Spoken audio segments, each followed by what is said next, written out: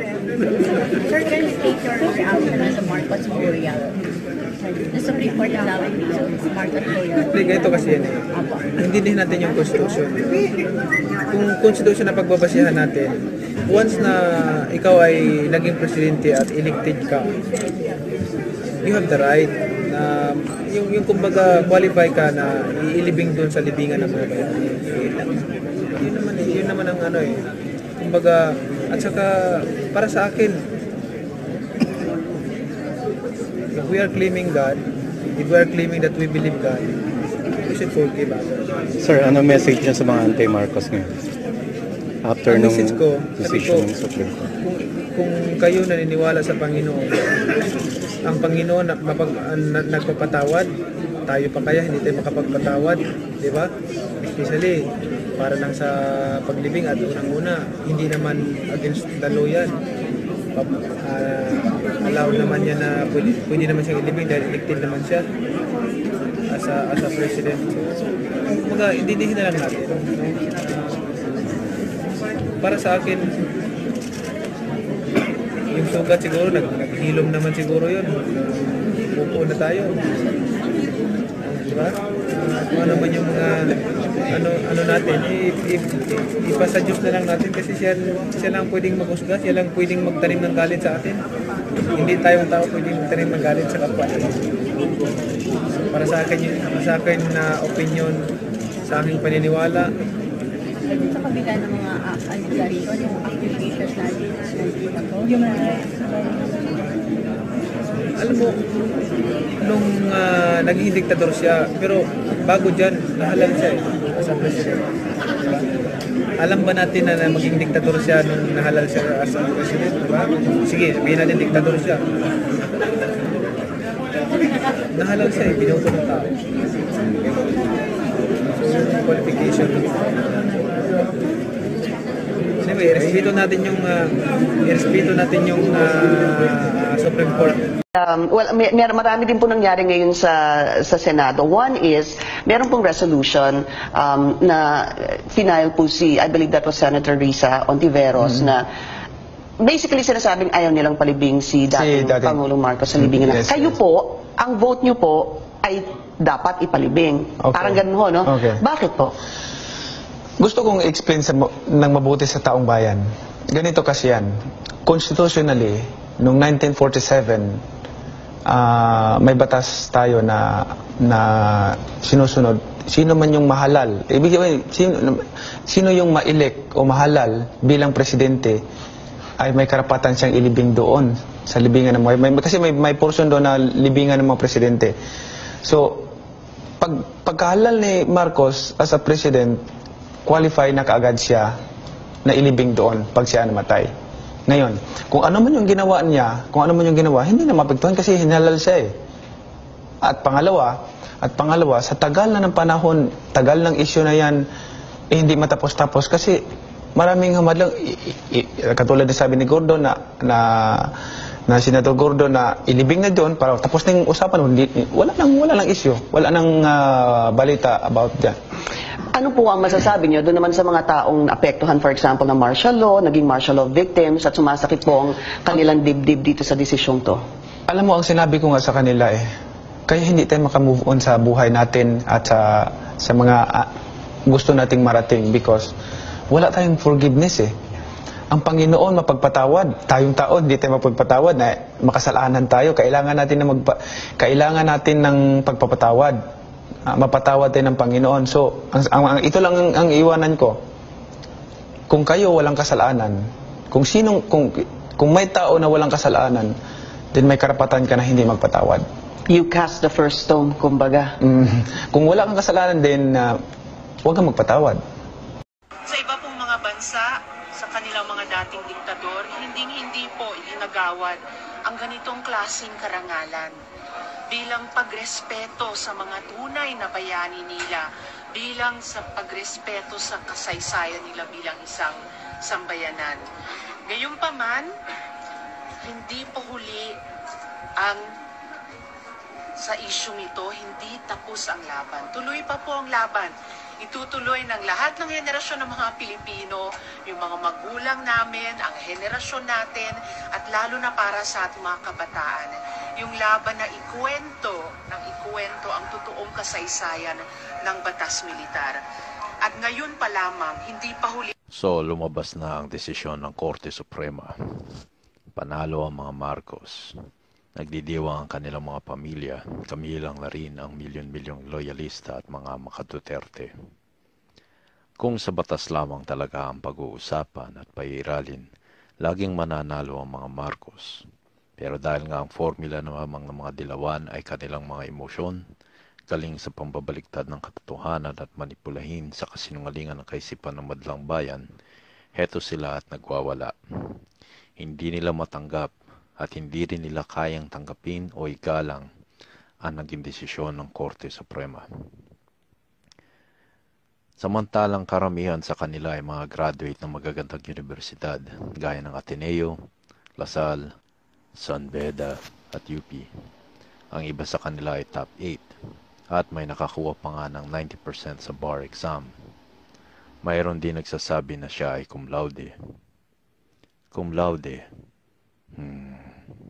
Baka kaya naging cum laude ay dahil sa apelido niya at may gustong hilingin ang mga profesor niya ng pabor kaya naging cum laude ito. Babalikan natin yan mamaya.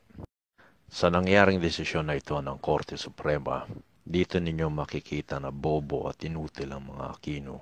Kasama na dito sina Tuwad de Limaw, Pimentel, wala pa akong naiisip na ibinyag ng pangalan mo.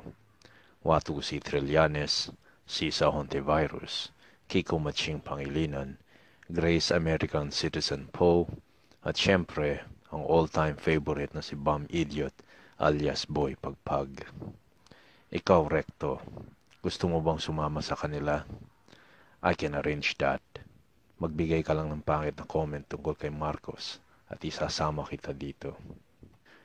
Naturing ang mga abogado pero hindi nila kayang intindihin na ang pinakamataas sa isang bayan na siyang gumagawa ng batas ay ang Supreme Court. Ang Supreme Court ang gumagawa at kapagpasunod ng batas sa isang bansa gaya ng Pilipinas.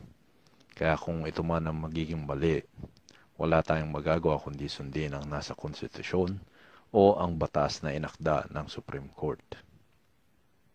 Sa pagkakaalam ko, ito rin ang gumawa at sumulat ng Constitution. Alam dapat yan ni Tuwad at Pimentel. Siguro, naging dilaw na ang mga utak kaya nawala na ang mga inaral sa pag-aabogasya at nasayang ang pagiging top 8 at top notcher sa bar exam. Wala ka namang maaasahan kina Bam Idiot, Sisa Hontivirus, Watu si Trillanes at Grace Poe dahil hindi naman mga abogado yan. Isa pa, mga nagpapanggap lang na matatalino pero mga bobo naman. Isipin ninyong mabuti kung paano na ma-i-approach ang isang problem gaya ni Sisa Hontivirus. Para lamang mapagtakpan ang kasinungalingan ng lahat ng dilawan, ipatatanggal sa lahat ng history books ang pangalan ni Ferdinand E. Marcos. Sa tingin nyo ba, yun ay isang logical or even a bright move coming from a journalist graduate na si Sisa Hontivirus? Hindi ako abogado, pero ipapaliwanag ko sa inyo kung ano ang pagkakaiba ng privilege sa rights. Halimbawa, may isang high school graduate na gustong mag-aral sa UST. Sabihin na rin natin na siya ay may kaya sa buhay para patas sa mga oligarch ang example ko na ito. Karapatan ng batang ito ang mag-aral at makatapos, hindi ba? Malamang kaysa hindi ay sang-ayon kayo ngayon sa premise ko at tumatango kayo sa inyong mga upuan habang pinanonood ang video na ito.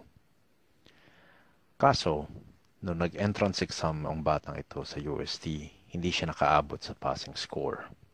Sabihin natin ang passing score ay 85. Nakuha ng batang ito ay 80. Pwede ba niyang sabihin, karapatan ko na mag-aral sa UST? Hindi. Karapatan niyang mag-aral at makapagtapos. Totoo. Pero privilege lamang niya ang makapag-aral sa UST. Bakit? Mayroon ding batas na susundin ng nasabing universidad kung sino ang pwede nilang tanggapin dahil sa kanilang inimpose na standard at karapatan nila na ma-maintain yun. Kahit ba marami kang pera pero hindi mo naabot ang standard nila, so anong magagawa ng salapi mo? Kung tatanggapin ka nila, isipin mo na malamang bababa ang standard at quality ng education sa nasabing universidad. Case in point, look at the people who are proud Atenistas. Look at Jim Paredes, Bum Idiot alias Boy Pagpag. Look at how they approach and offer solutions in tackling the problems. Logical ba? May bahid ba ng isang tao na may utak? O isang nilalang na puno lang ng emosyon at walang basihan at walang sentido komon? Tandaan, makakapag-aral ka sa magagandang eskwelahan, pero kailanman hindi nito mabibili o may bibigay ang sentido komon. Si Bum Idiot, ang sabi niya cum laude siya ng Ateneo. Paano ka naging cum laude? Paano ka rin tumagal sa pagiging senador na hindi mo naiintindihan ang salikang batas? Napakaswerte mo at hindi ako naging professor mo dahil kahit takino ka, pero kung mga isasagot mo sa akin ay nonsense, sasabihin ko sa iyo, drop mo na lang subject ko. Magkano na ba ang dropping form ngayon? Bigyan kita ng 5,000 sa iyo na sukli, mag-drop ka na lang. Kakaya naman mga naging professor mo at ginawa kang cum laude, pero wala kang alam. Alam naman ng mga tukmol na abogado dyan ng Dilawan na dapat konkreto ebidensya nito na si Marcos ay may mga linabag ng karapatang pantao. Mayroon ba? Maglabas kayo ng ebidensya. Baka sakali pakinggan ko kayo at mapaniwala ninyo ko. Provided na lahat ng ebidensya na ibibigay ninyo sa amin ay totoo. Hindi galing sa emosyon, hindi mga allegations, hindi mga gawa-gawa lamang. Ikaw ba, Bum Idiot? May ebidensya ka ba na bayani tito mo? Asan ang ebidensya na makapagpapatunay na siya ay isang bayani? Asan din ang ebidensya na makapagpapatunay na marami kayo nagawa para sa bayan? 30 years of yellow democracy, and I'm pretty sure you can provide sufficient evidence of your family's accomplishment for the country. Ang nakikita ko lang na ebidensya ninyo para sa Pilipinas ay mga ripulto na kinalat ninyo dyan para may paalala sa Pilipino ang kasinungalingan ninyo. Ginawa ninyong personal property ang Pilipinas. Kahit nga ang miya na nananahimik ay ginawa ninyong palitan para lamang sa isang traitor na kamag-anak. Mahirap bang intindihin ang batas, Pimentel, Tuwad, and Company? Di ba nasa salikang batas na nga na wala nagbabawal na ilibing si Marcos sa libingan ng mga bayani? Isa sa mga naging prerequisite ng batas ay siya ay naging dating Pangulo. So dito natin ngayon makikita at mapapatunayan na ang mga Dilawan ay walang kinikilala na batas maliban sa kanilang mga sariling kaprisyuhan o privilege. Sino sa inyo ni Pangulong Marcos at mga Aquino ang hindi marunong sumunod sa batas? Sino sa inyo ngayon ang maraming linalabag o linabag na batas?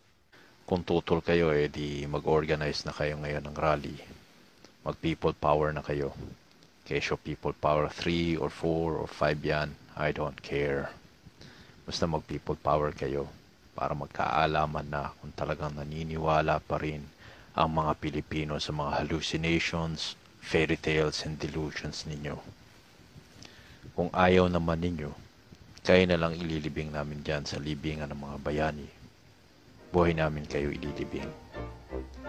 I can help you with that.